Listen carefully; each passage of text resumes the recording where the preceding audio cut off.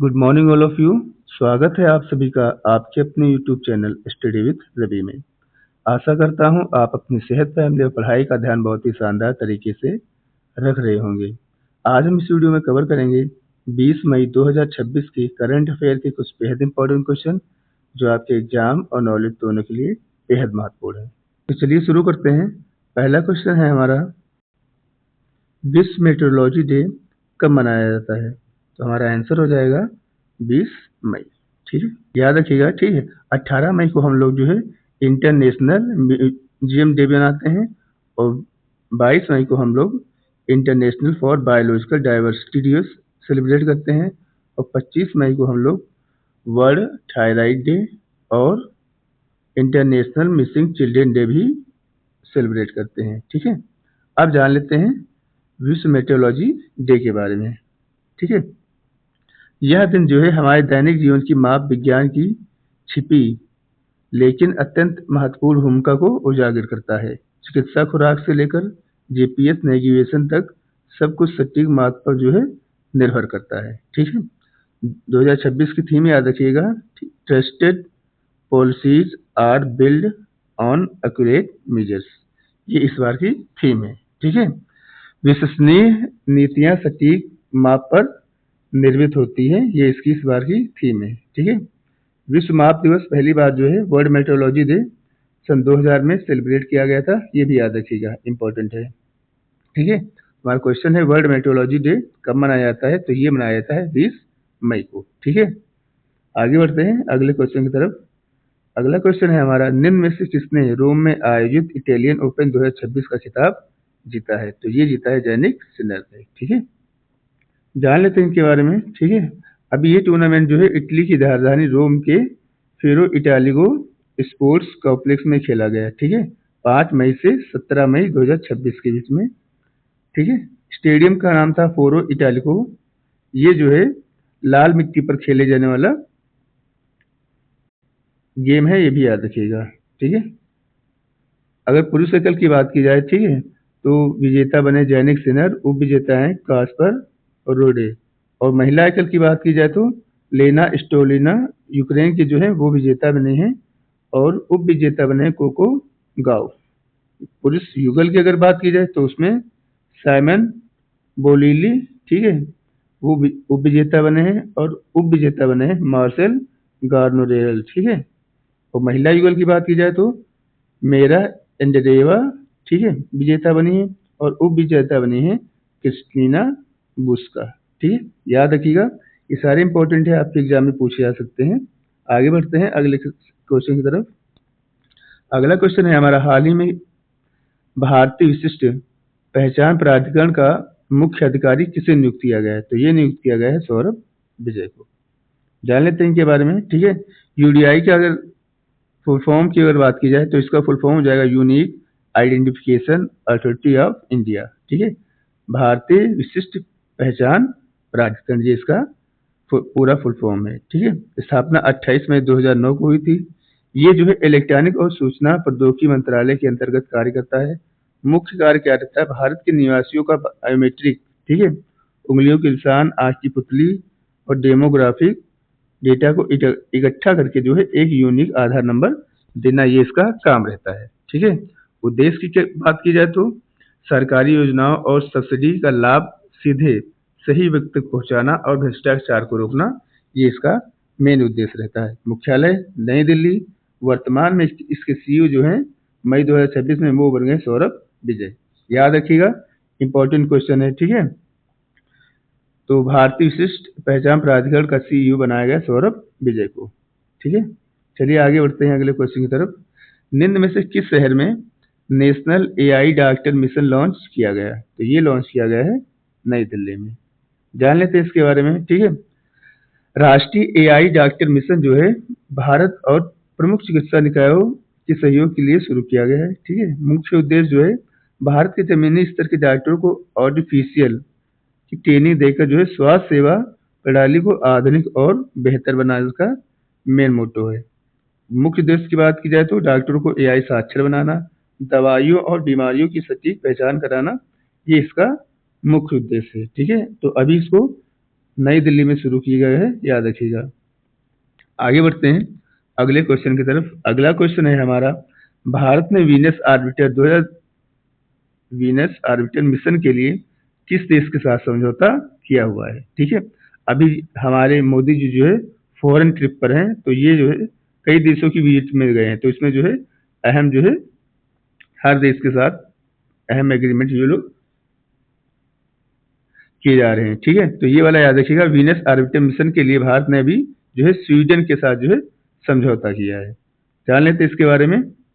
ठीक है, Venus orbiter mission जो है भारत और स्वीडन के बीच जो है एक ऐतिहासिक अंतर्राष्ट्रीय समझौता है। ठीक है, मई 2026 को प्रधानमंत्री जी अभी हमारे स्वीडन की यात्रा के दौरान जो है ये जो है स्वीडन और हमारे देश की अंतरिक्ष कंपनियों के बीच में साझेदारी की सहमति बनी हुई है। ठीक है, यह मिशन जो है 29 मार्च 2028 को इसरो के सबसे भारी रॉकेट LVM-3 द्वारा जो है लॉन्च किया जाएगा। ठीक है, 112 दिनों की यात्रा के बाद जो है 19 जुलाई 2028 को शुक्र की कक्षा में पहुंचेगा और भारत सरकार इस प्रोजेक्ट के लिए 1236 करोड़ रुपए की मंजूरी दे दी है। ठीक है, तो याद रखिएगा,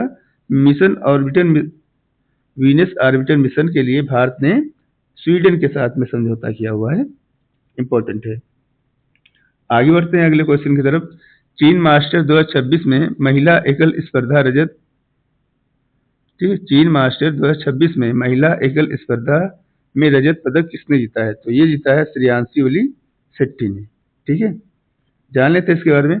इस 17 मई को जो है चीन में इसका जो फाइनल जीता गया, उसमें जो है श्रेयांशी वली शेट्टी ने चीन की स्थानीय खिलाड़ी आन युआन को हराकर ये खिताब जो है अपने नाम कर लिया है। ठीक है, याद रखिएगा, विजेता श्रेयांशी वली शेट्टी और उप विजेता बनी है आन युआन। ठीक है, यह टूर्नामेंट चीन के बाओजी शहर में खेला गया। ठीक है, अगर चाइना मास्टर की बात की जाए तो इसकी शुरुआत जो है सन 2005 में बीजिंग में हुई थी, ये भी याद रखिएगा। चलिए आगे बढ़ते हैं। अगला क्वेश्चन है हमारा, ऑपरेशन अंतिम प्रहार के बाद किस जिले को नक्सल मुक्त घोषित कर दिया गया है? तो ये घोषित किया गया है गढ़चिरौली को। जान लेते हैं इसके बारे में। अभी क्या है, अंतिम प्रहार ऑपरेशन जो है महाराष्ट्र के गढ़चिरौली जिलों में गढ़चिरौली पुलिस और केंद्रीय रिजर्व पुलिस के द्वारा जो है चलाया गया। ठीक है, बहुत सारे वहां के नक्सलवादियों ने आत्मसमर्पण कर दिया गया और फाइनली मई 2026 को इसको जो है नक्सल फ्री भी घोषित कर दिया गया। याद रखिएगा, ऑपरेशन अंतिम प्रहार, ठीक है, महाराष्ट्र के गढ़चिरौली जिले में चलाया गया। इंपॉर्टेंट है, पूछा जा सकता है। अगला क्वेश्चन है हमारा, हाल ही में किस राज्य सरकार ने कल्याणकारी योजनाओं को आदिवासी गांव तक पहुंचाने के लिए जन भागीदारी सबसे दूर सबसे पहले अभियान शुरू किया है? तो ये शुरू किया है छत्तीसगढ़ सरकार ने। ठीक है, जान लेते हैं इसके बारे में। जन भागीदारी सबसे दूर सबसे पहले भारत सरकार के केंद्रीय जनजातीय कार्य मंत्रालय द्वारा शुरू किया गया है। ठीक है, ये एक राष्ट्रव्यापी सूचना, शिक्षा और संचार अभियान है जो 18 मई 2000 से जो है 25 मई 2026 तक संचालित किए जाएंगे। इसका मुख्य उद्देश्य जो है, जो हमारे जो जनजाति के लोग हैं जो दूर रहते हैं, ठीक है, दुर्गम क्षेत्रों में रहते हैं, उनको जो है विशेष रूप से जो है सरकारी योजनाओं का जो है 100% लाभ पहुंचाना इसका मेन उद्देश्य है। तो याद रखिएगा, ठीक है, जन भागीदारी सबसे दूर सबसे पहले ये छत्तीसगढ़ में शुरू किया गया है। आगे बढ़ते हैं अगले क्वेश्चन की तरफ। अगला क्वेश्चन है हमारा, 21 से 27 जून तक 2026 5वीं एशिया कप ब्रिज चैंपियनशिप का आयोजन भारत में कहाँ किया जा रहा है? तो ये किया जा रहा है गोवा में। ठीक है, जान लेते हैं इसके बारे में। 5वीं एशिया ब्रिज चैंपियनशिप, ठीक, आयोजन भारत में गोवा में हो रहा है। ठीक है, और भारतीय ब्रिज महासंघ ने इसका जो अनाउंसमेंट अभी कर दिया है, ये जो है 21 जून से 27 जून तक होने वाला है। इसका पहला एडिशन जो है 2010 में हुआ था। ठीक है, इसकी शुरुआत में जो इसे हर 4 साल में एक बार खेला जाता था। 2010 में पहली बार इसकी शुरुआत हुई थी। दूसरा संस्करण जो है चीन ने, तीसरा भारत गोवा में 2018 में हुआ, चौथा जो है 2022 जकार्ता इंडोनेशिया में हुआ। अभी जो 5वां जो भी हमारे देश गोवा में होने जा रहा है, तो याद रखिएगा। ठीक है, 5वीं एशिया कप ब्रिज चैंपियनशिप का आयोजन गोवा में होने जा रहा है। पहली बार शुरुआत इसकी सन 2010 में हुई थी, ये भी याद रखिएगा। आगे बढ़ते हैं अगले क्वेश्चन की तरफ।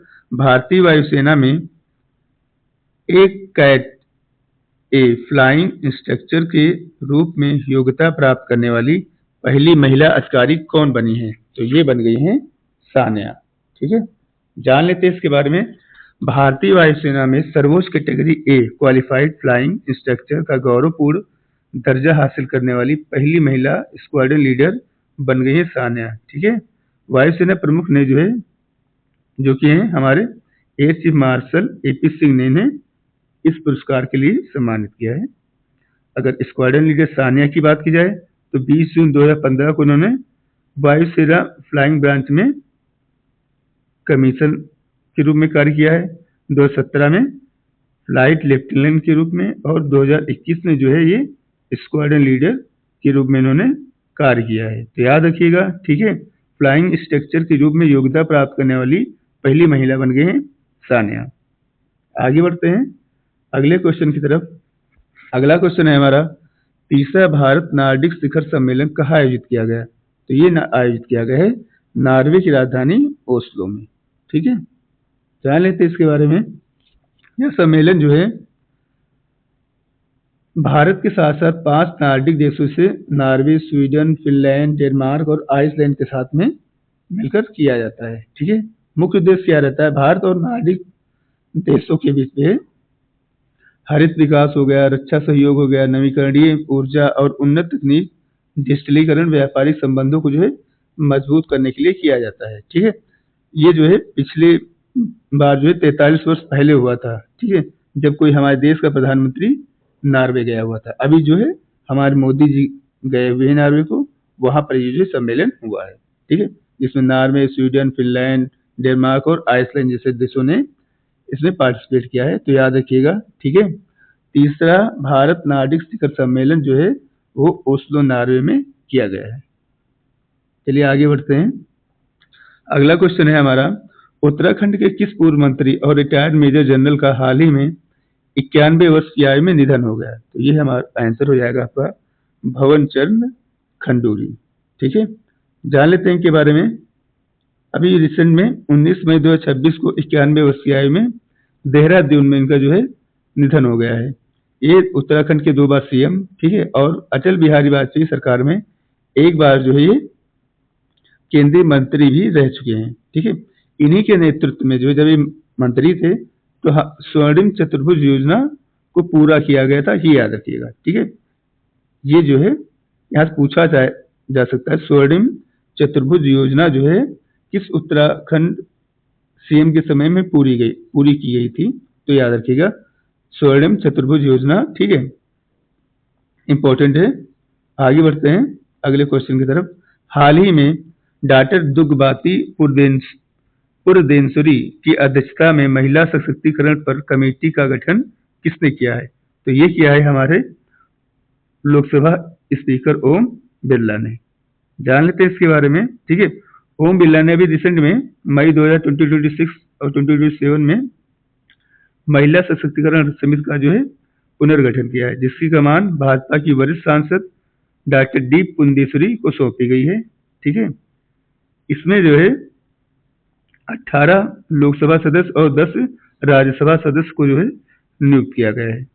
ठीक है, कुल 28 सदस्य होंगे, जिसमें 18 लोकसभा और 10 राज्यसभा के सदस्य लिए जाएंगे। ठीक है, तो याद रखिएगा, इंपॉर्टेंट है क्वेश्चन। ठीक है, कार्य क्या रहेगा इस समिति का? इस समिति का मुख्य जो कार्य रहेगा, महिलाओं के कल्याण, सुरक्षा में लैंगिक समानता से जुड़ी केंद्र सरकारी योजनाओं को जमीनी समीक्षा करना, ये इसका मेन कार्य रहेगा।